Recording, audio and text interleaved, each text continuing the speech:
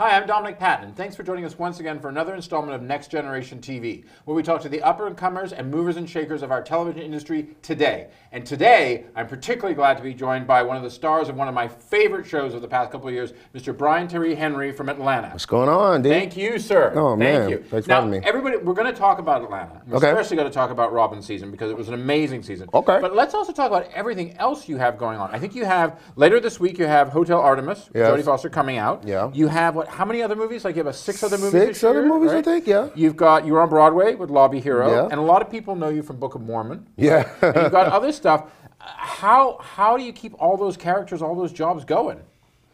You know, you have to really realize that your sanity is going to be gone for a little bit. You got to be like, all right, let me check that in. Let me drop that coin in that bucket. The sanity's out. But it's also just like, make sure you're doing projects that you're having fun on. Because if there were things I was miserable doing, then I'd be complaining all day long. But like right now, it's like, it's all good stuff, man. It's all fun.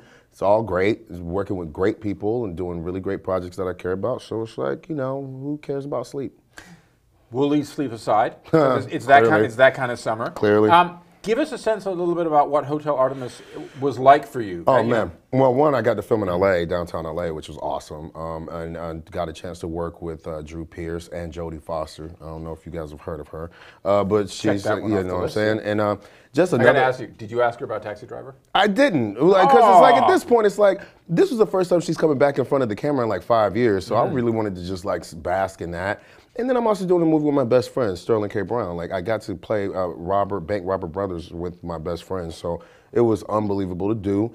And, you know, the movie is like very, very much up my alley, you know, kind of sci-fi, kind of action, kind of like all those things. And it was really cool to just like walk out there and like, you know, get covered in blood and like shoot things up. And yeah, it was fun, man. It was really cool. You mentioned about shooting in downtown LA. Does that hold a special? Yeah, because you know the play. Hello, see, I'm gonna switch. See, I know. But, so you got the movie takes place in your movie playlist, right? Your TV playlist, you gotta have them. You got your Broadway playlist. So bizarre. But like it takes place in the not too distant future in 2028, and there's a water riot going on because you know people are privatizing water around then, and you know we're robbing a bank and. This hotel is set in downtown Los Angeles, and so like this hotel is a place where criminals come, they have their memberships and they can get fixed up, no questions asked. So, you know, we end up in there during this water riot that time, and we got to get taken care of by the nurse, played by Jodie Foster, and it's a whole like hotel for criminals. So it's like, you know, who's gonna make it out and who's like, what's gonna happen? And it has rules. That's the funny thing about it is that you're giving criminals rules of how to survive in like this hotel. So it was a blast, man. I mean, even the architecture of the buildings, all that kind of like, I love the old Hollywood kind of architecture of LA. It's just so pristine and so crisp and kind of futuristic. Like that, what's the one that was used in Blade Runner? The Bradbury. The Bradbury, oh my God. which I just learned about. I was like, this is dope, man. Like, so I mean, beautiful. it's really beautiful. So we got to include some of that in our space and environment for the movie, and it was really cool. Now, tell me about the rules. You know, one of the things about this season with Atlanta Robin season, the rules were completely thrown out. No I mean, rules. just when you thought you knew the show, it was like Donald and Steven and you guys, you just flipped everything over. No, it was about staying alive. That's the one rule. Like, see, I mean, it was so hard to get. It was such an amazing season. Thank you. But it was so hard to get a sense of this. I kept looking at them as they were individualized 30-minute movies that seemed to have a greater whole to it. What was, I mean, yeah, what I mean, was it like kind for of. you? It was this season, especially for my character Alfred, was incredibly daunting because you know now here we are in this season where he is now getting all the notoriety for being. Well, I mean, he had a gold single. Yeah, you know, man, and it just keeps rising, keeps rising. You know, he's starting to do promotions and doing concerts and things like that. But he's in a town that he's been born and raised in.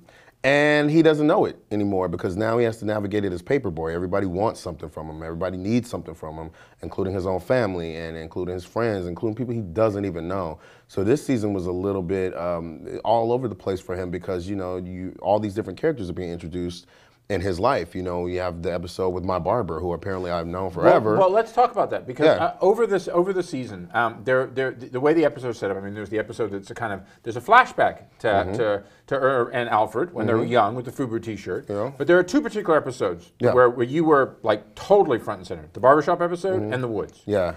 What was that like for you? Because that was all you were. I mean, in Barbershop, you were in every scene, and you guys basically dragged up and down all over Atlanta. Man. And the woods, you literally were dragged into the woods. Yeah, man. You know, we got a taste of it the first season when I got to do the episode Band, which Donald directed, which was really cool because it was just like centered around, you know, Paperboy having to defend himself against the tweet, and just like we just kind of flipped the show on its head by like taking away all the kind of like doing genre bending things that no one had seen before. So I was really glad that I was used as the vessel for that. But this time it was really, really, really bizarre because it became very personal. You know, a relationship with a man and his barber is very personal. You know what I'm saying? I know friend. You know Telling this. me, my friend. So therefore, you know, like to see a person that I've known and interacted with most of my career and my life to completely drag me around on this crazy chase throughout this town was unlike anything in the world, because I said this most of the time, that this season was about restraint for Alfred. Like, the first thing you got to see me slap somebody with cash, you got to see me shoot somebody. This time, I'm Paperboy. Now I'm technically a celebrity, so I can't really do the same thing. Well, there's that great episode when you guys are hanging out with another musician, Yeah. and his boys get quite heavy on the Yeah. engineer whose computer keeps crashing. Yeah. And you guys you and Lake Keith's like, we're just gonna leave. I can't be involved in that anymore, man. We don't want to be a part of this I cannot anymore. be involved in that anymore, and I kind of like that because you see Alfred's growth a lot this season. You see a lot of him understanding how to navigate this landscape of fame, but also still being naive to it, which brings me to Woods, because, you know, Woods was very personal. You know, Alfred lost his mother as well as I, and you know, Stephanie Robinson, who wrote this episode, did just the most therapeutic thing with allowing me to kind of like, you know, explore that. And so, you know, here he is out here trying to like be himself, walking around, doing what he does, and then he gets mugged, and then he's lost in the woods in a place where he's lived his whole life. And, you know, grief feels like that. You know, it feels like you're lost. It feels like you don't know the land that you're walking on anymore. It feels like no matter what you are out there in this forest of grief, you know, you don't really know where to go. And is that something for you guys, and with Donald Glover, who obviously created Atlanta and is one of the stars with you and directed a lot of them, and his brother Stephen? Yeah. You know, is that one of the things that you draw a lot from your own Yeah, lives? I to definitely things like believe that. I mean, I didn't want to ask that question because I knew about your mom, but I mean, that is a real. I know that that's a real thing, and it was. Yeah, it was I mean, on screen. like, let me tell you something. Like, when that happened, my mother passed the very day that we wrapped the first season, and everyone was there. You know, we were having a wrap party, so like, all the cast, all the crew, hair and makeup, you know, costumes, ADs, everyone was there. And so there was nowhere for me to hide it. You know, I couldn't not share that with them. And so then we had a whole year off, you know, like, well, technically not. Well, we had a year off from the show. So like, I didn't really get a chance to really sit down and grieve my mother or really figure out who I was without my mother. And when we came back and I saw that they wrote this script, I was like, oh man, okay, well, it's still true to his story, you know, it's still true to Alfred's story, and our lives are kind of reflecting each other's, you know, like, I'm not saying that I'm Alfred or Paperboy, but I can really relate to him. Like, but your career, your career has also has done the same thing, and so, you know, you kind of feel lost, you know, you kind of feel like nobody understands what you're going through, and you are still trying to find your footing. And so Stephanie wrote this episode, and Hero directed this one. And I'm telling you, it was just the most amount of care I've ever experienced on anything. I mean, everyone was there with me through the whole thing. Like, everyone would give me my moments of silence, would let me go through this grit and grime of what Alfred was going through. And, you know, it was very therapeutic. I know that sounds kind of cliche, but it was very therapeutic. You know, I had to really go places that I never thought that I would go, especially with literally Alfred. and figuratively. Yeah, man. I mean, seriously, you know, like, there's something to be said when you're out in the woods, like, and you're out in the woods and you hear these sounds and you're out there with this entity that is just following you around and telling you that you sound like your mother and look like your mother, and then putting a box cutter to your throat, you know? And it's like that. I mean, it's really like that. It really is about life and death, and about, you know, do you have the time in the world to sit here and act like you can't show up for, you know, these things that are happening to you? You know, he even says that. He's like, the only people who have time are dead. I'm like, well, yep, that's really true. Also, I may not make it out of here. So, I mean, I owe a huge thanks to everybody that was included. I mean, Donald would come to set and check up on me to make sure everything was okay. There was just really a lot of care with it, and I just, you know, just wanted to just really release. I needed to release it, you know, and I'm glad I could leave it out there in the woods. I mean, it's still gonna follow me, but like, I was able to release that part of myself through that episode that wanted to scream out loud, that wanted to like find help. And when it came out, it was amazing to see how many people related to it. How many people were like, that actually helped me heal. Like, I didn't think that anybody could ever, like, you know, especially through Alfred, I don't think anybody expected to see that side of him in any way, or even care about him in that way. Well, I think people care. I think people could care about Alfred like that, but I think that, you know, as the show has progressed, the persona of Paperboy has kind of grown over Alfred, almost like moss over a stone. Whereas my job to see him to actually come through is to come again, bring it through. Like my job, that was I don't know. Like, I mean, in the FUBU episode, the two younger actors playing you guys, you know, you saw that when they came home and the sisters were together and they said, you boys have to take care of each other your whole lives.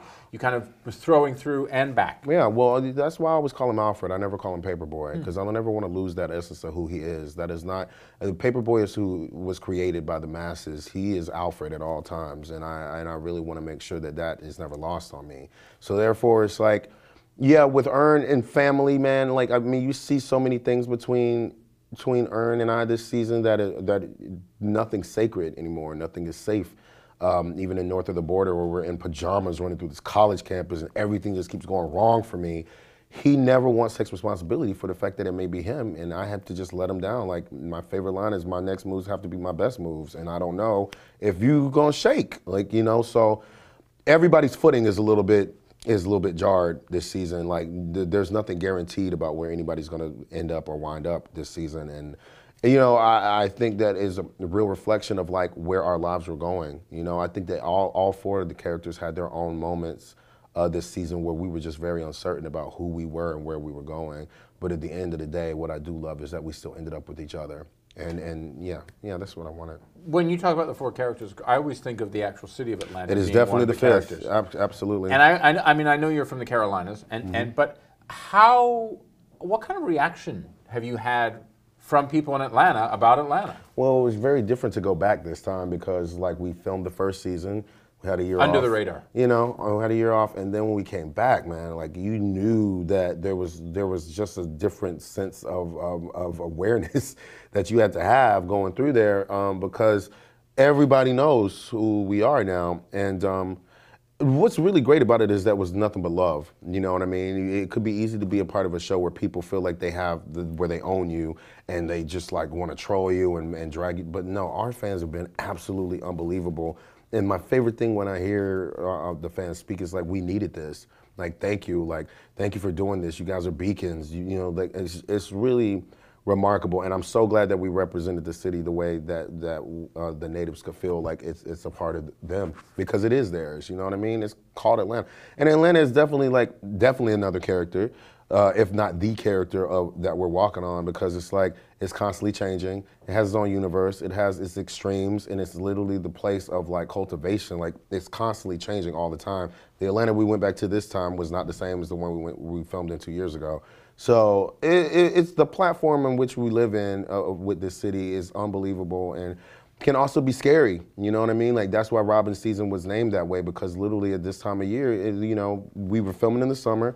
Now it's cold. Now the holidays are going on. Now people are flexing a little bit more, and you know, it's about eat or be eaten, which can go to any city, but like in the South and this city in Atlanta especially, it was just very different, very different. And you know, I mean, I think that everybody has a Robin season in their lives. I think that everybody has experienced it and knows what that means, no matter where they are, because there's nothing scarier than being in a place that you've known your whole life, and then you wake up the next day and it's like it just shifted on its axis just a little bit. Well, and I think that especially in the major cities of America, that's happening to everyone, because it's like, you know, I went back to places I grew up in New York, and they're just not that place anymore. Yeah, man, like, they're not, seriously. You know. Yeah, and I think with the climate of what we're going through in this world right now, I mean, you have to find a place where you can be heard and you can actually say, this is different, this is weird, this is not right. Like, we have to make some kind of change about something about the environment that we claim. Because, you know, you want to claim, everyone wants to claim something. We all want to feel like we own and possess something. But at the end of the day, we all get robbed of something every day. Every day something is taken away from us, and it's just about what is important. Like, did that thing really matter that much to you, that if you lost it, could you go on without it?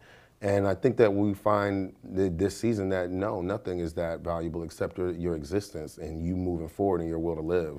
So it's like, we got grittier. It was much grittier. You saw that lives could be taken at any given point in time this season. Things could be taken any point in time this season. And at the end of the day, you want to like really know who your allies are and what your allegiance is and what you will stand for. Well, you guys stand for an amazing show, and Man, thank you. Amazing performance. I this season, appreciate my it. friend. Thanks so much. And before we go quickly, Broadway. Yeah. How does it feel to be back? It's great, man. I mean, Very different than Mormon Lobby Hero. Yes, very different. Lobby Hero was absolutely amazing.